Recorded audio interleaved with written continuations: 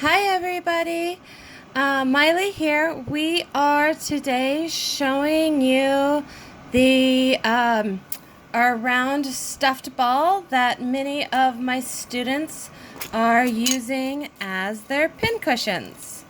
So we're gonna make it and then stuff it. You can put eyeballs. One of my students is trying to figure out how to put googly eyes, so I may try and do a tutorial of how to, I think they're called shashika mirrors or shashitas. I'll have to figure out what word it is, but how to sew a mirror down with, or sew something down that has no holes, like a googly eye. So I'll have to look that up. I know how to do it, I just don't know its name. So this is sort of what you're going to end up looking like. You can stuff it even fuller, or you can leave it soft and squishy and without any pins. It makes a great stressy ball. So your pattern you received was the eyeball shape, and you were to cut it out 4 times. What we're then going to do is do this in 2 sets. As you can see, so I've got 1, 2 here, and I have 1, 2 here. So our goal for our first one is to stitch a running stitch from one end all the way around down to the other side. My seam allowance is about 1/8 of an inch because I'm nuts and like to stay close to the edge. Most people are somewhere between their 1/8 and 1/4. Your choice on how deep in you want to go. You do want to follow the arc because that arc is going to give us a round ball shape. Okay, so you need a needle that is threaded and has a knot on the end. Give me just a second. Sorry, my allergies, I'm sneezing tonight. So we've got our needle that's threaded with our knot already at the end, and we're just going to do a running stitch. One of the students today asked if she could do the whipped stitch. They both start out the same. I'm going to put the needle through so my knot goes to the back side.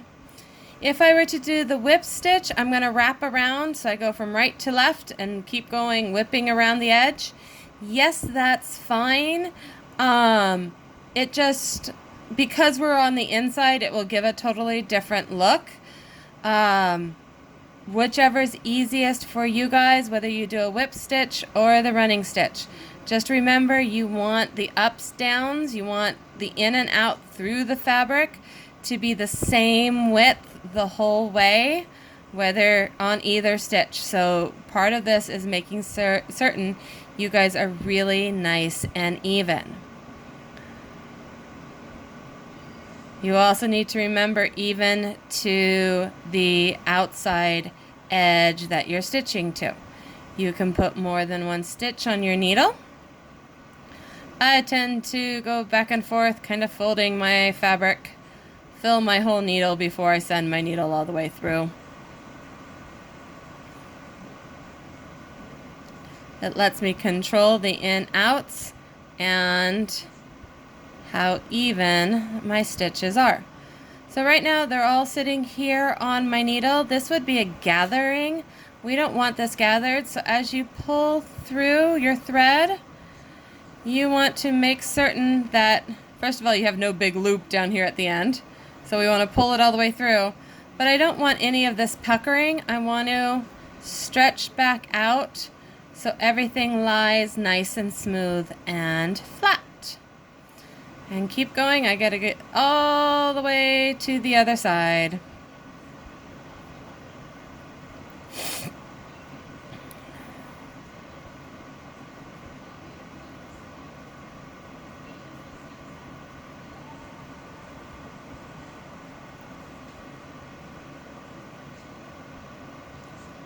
Come on out the other side.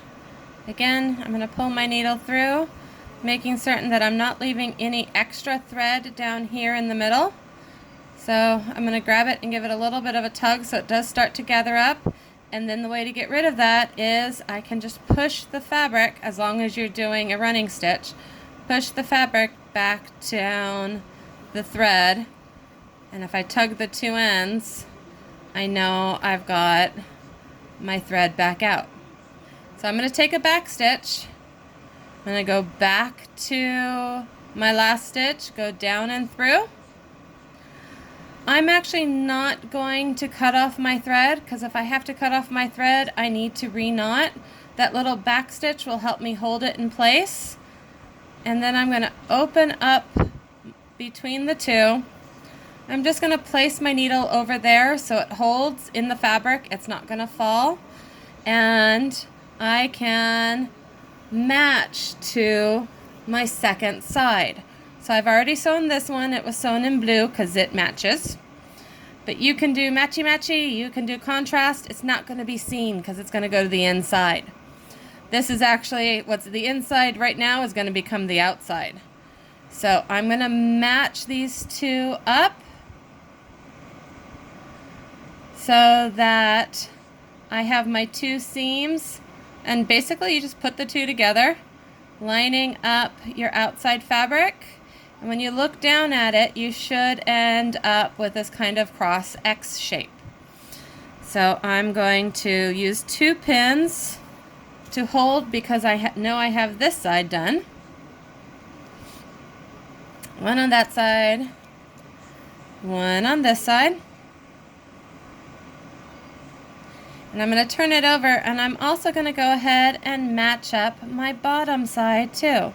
Same thing, I want to match seam to seam and edge to edge, giving us those 4 little sections of what will become our ball.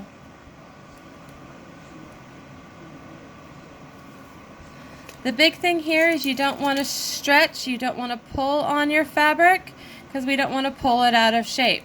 So you just kind of wiggling your fabric around. I can mush it so that my 2 edges line up.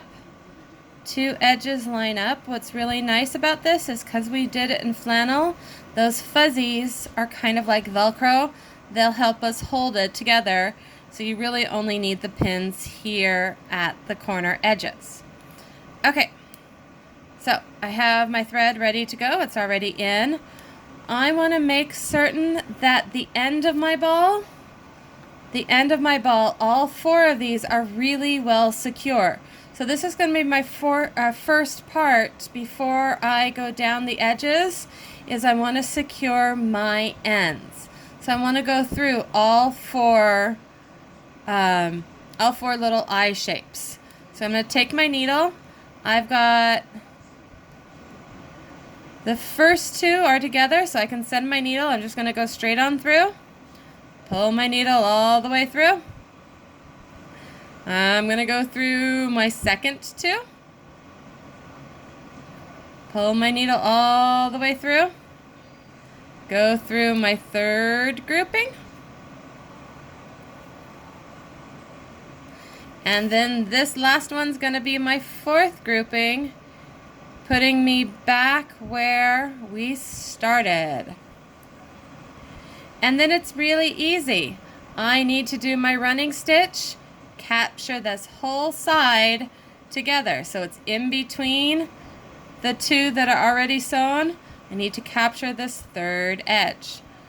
So I've got my needle down there like it would be a knot. Pull it on through.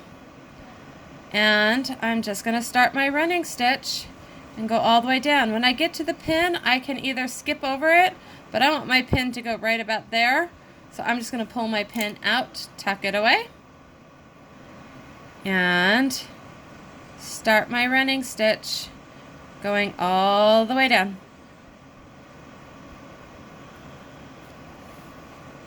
So remember, if I pull on my thread, you see how it's all gathering up? I don't want that. I want to stretch this out. There are times we will gather. Check out some of your guys' skirts. They could be a simple gather like that, especially Halloween costumes. Costumers tend to cheat or do a fast. It's a fast gather. I did my junior prom dress. Okay, talk to your moms. I did 20 yards of white tulle. OMG, my mom was laughing so hard. The white tulle went from the sewing table out the front door. So we just basically made a big loop out of it and then did a gather stitch. So I had to pull my tail, was trying to stay backwards in it. Did a gathering stitch on the white tulle and pulled it all down to fit in my waist. I look like a Disney princess. It was so much fun. To see if I can find my pictures and show it with my students. So I'm back at the pin. I can go ahead, I leave my needle in, pull my pin out, and I'm almost here to the end of that eye shape. So I'm going to go ahead, pull my needle all the way through. I'm going to, we'll just tuck it on this side. So I'm just having my needle be held while I go make certain my threads aren't being gathered, and you can actually see, you can see some of that gather, so I can push it along my thread. The other thing I had happen is my tail got caught in, so I need to pull these and unpull my tail, and then I can pull down on my needle a little bit so my tail's a little shorter. So once again, I want to make sure my corners are really stable. So I'm here on this side. I'm going to take a quick little back stitch to make certain that the side I just stitched together is not going to come undone. So I do my little back stitch. Then I'm going to go through those two,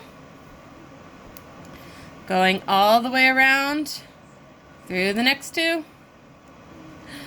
And if I do the next two, I'm here ready to go down, but I haven't done this one.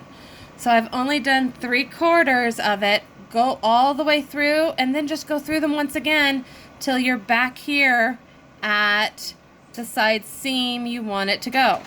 So I'm going to go through my 4th one. Now I'm back where I started. That's okay. Just going to go through it again. Through the next one again, making sure I tug so I get this corner. All 4 of those are not going to have any gapy holes. They're going to be nice and tight for us. So then I can bring it through, and I'm ready to do my 4th seam. One of the things you want to be aware of, can I fold this so I can show you all 4 seams? Sort of. So I've got 3 of the 4. I don't want to stitch the whole thing closed because then I end up with this flat balloon shape. I'm going to stitch about halfway to 3/4 of the way. You could also stitch up to there and leave the center open. It depends on where you want your opening. But I'm going to go ahead and stitch all the way down close to that pin before I turn it. So let's go ahead and pull my needle through. By this time we know our fabric's really not going to move, so if you want to remove your pin at this time, you can. Draw out my thread. So, got those 2, pull the pin. Actually, instead of dropping it over there in that pile, stick it in your pin cushion. Put my pin cushion, okay. So we're going to pull through, and we're going to start our running stitch all the way down, or almost all the way down for this one.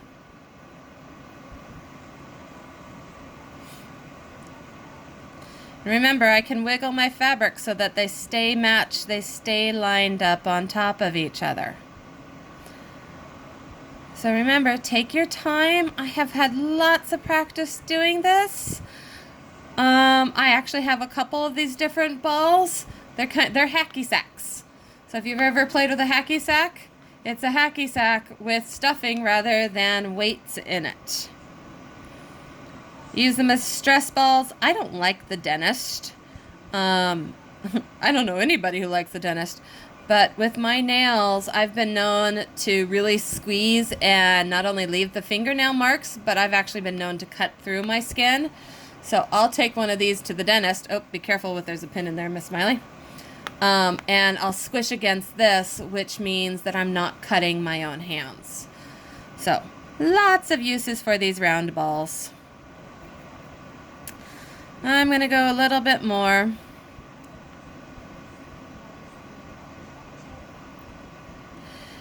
So I'm going to go with a small hole to close because you don't have to hide as much. The other problem I'm about to have is I'm about to run out of thread. So one thing I want to do is chase down, make sure nothing's gathered. And because I know I'm running out of thread, I'm going to go ahead and tie off. So remember to tie off, you take that backward stitch once. So you've done the same stitch going around in a circle. And then you're going to send the eye of your thread through that stitch. Once, eye of your needle through a second time. And you guys just created a knot. You can pull off your needle, set it off to the side. For this time, we don't need to worry about it. It's going to end up on the inside. I'm going to go ahead and pull off the last pin, and I want to turn this inside out. So I'm going to start to wiggle, turning the whole thing. So all of those seams are going to end up inside my ball. Keep going around, stuff, stuff, stuff. And you just carefully use your finger, push it all the way out. And you now have the skin of your hacky sack ball, your pin cushion. And our next step is to grab our stuffing, and we're gonna stuff it.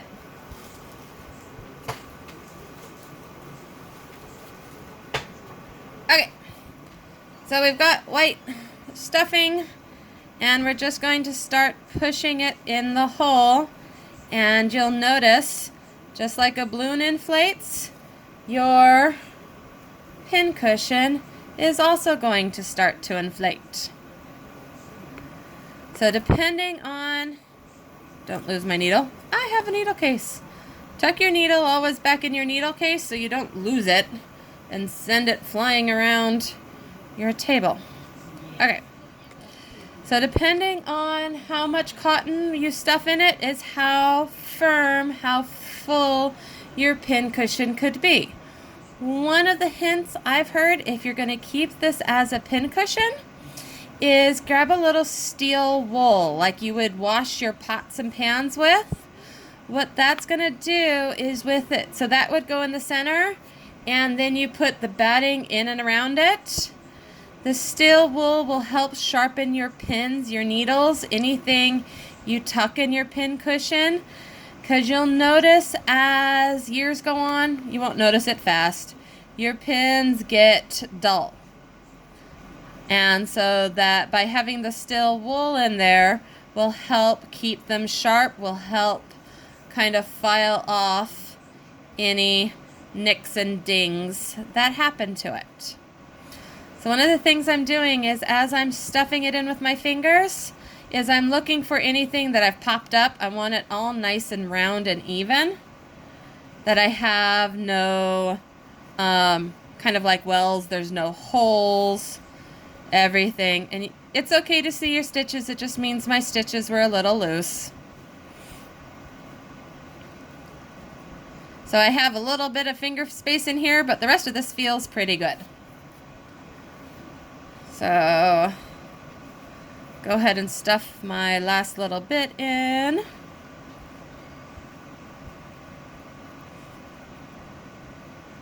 Oh, I'm still gonna have a flat section. So I got one more section. I'm gonna go ahead and stuff it.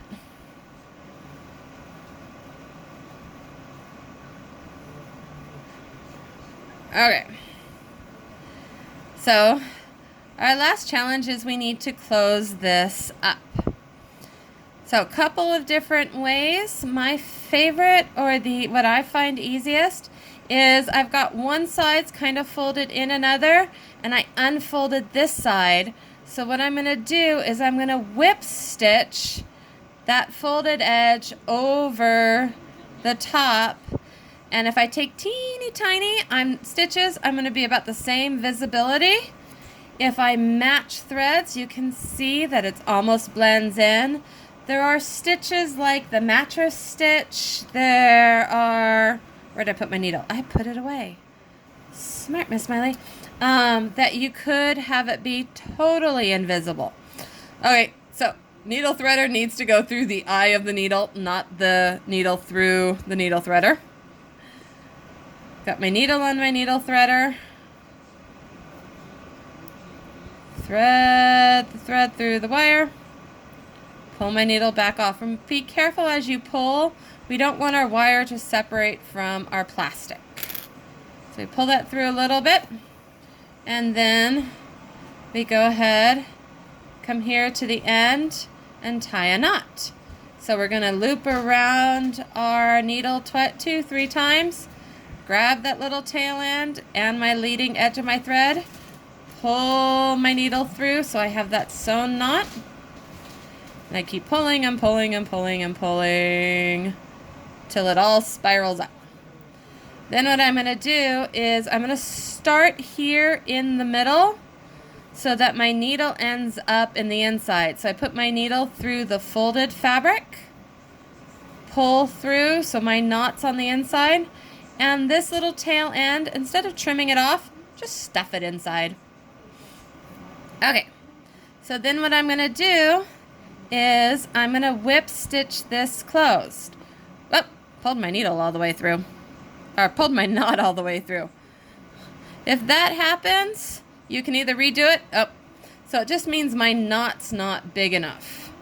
So I'm just going to wrap it around and do a second sew through. Make that knot a little bit bigger.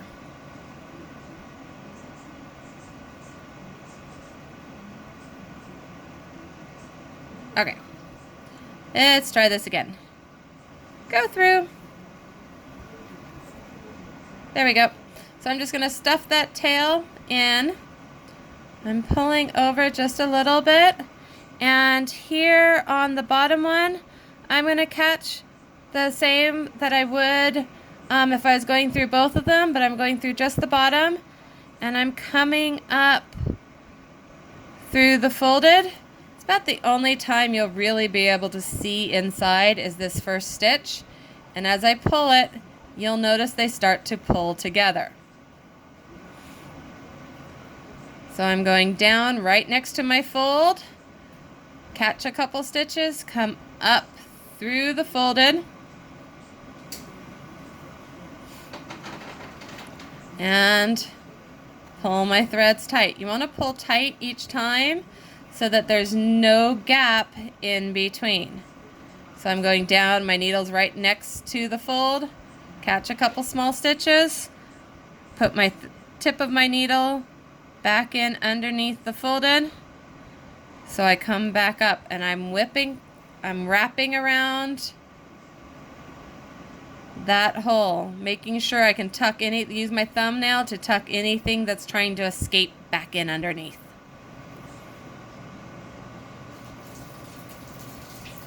Oh, gotta come up through the folded section.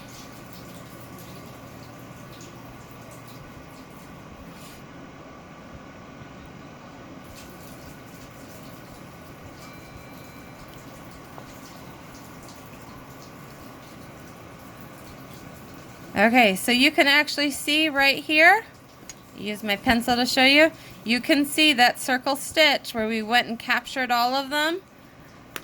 So that's kind of nice to be able to see. We know that that means my end is really nice and secure. So to do my tie off, I pull, really make sure everything's tight. I'm going to go through it one more time.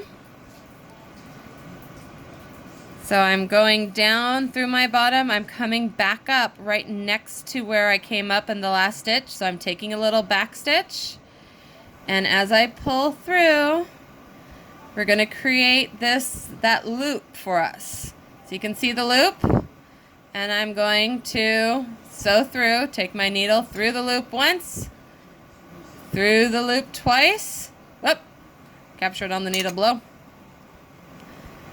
So I've got it twice around, that's a tie off. And then as I pull it, I can put my little my thumbnail against it to make certain that the knot goes all the way down to the fabric. And I'm done. I can cut it off here, but that means my tail is gonna be floating in the air. And if I try and get really close, could I cut off my knot? Yeah, so what we're gonna do is take your needle, go down right next to it, and I'm gonna send my needle all the way through so it's coming out the far side. So see how it's going down? And you can squish so you can get it. And I'm pulling it out the far side. So that means my tail of my thread is going into the center. And see, I actually can pull the end. And I'm gonna give it just a little tug. And over on this side, so I want it little tug, because I'm gonna cut over on this side, right next to the fabric. And then when I squish it, my tail is somewhere now inside the stuffing. It's no longer sticking out. And by squishing it helps it to pull back, get rid of that tug. So there, guys, are our pin cushions. You can now stick your pins in them. Okay, thanks everybody. Have a good evening.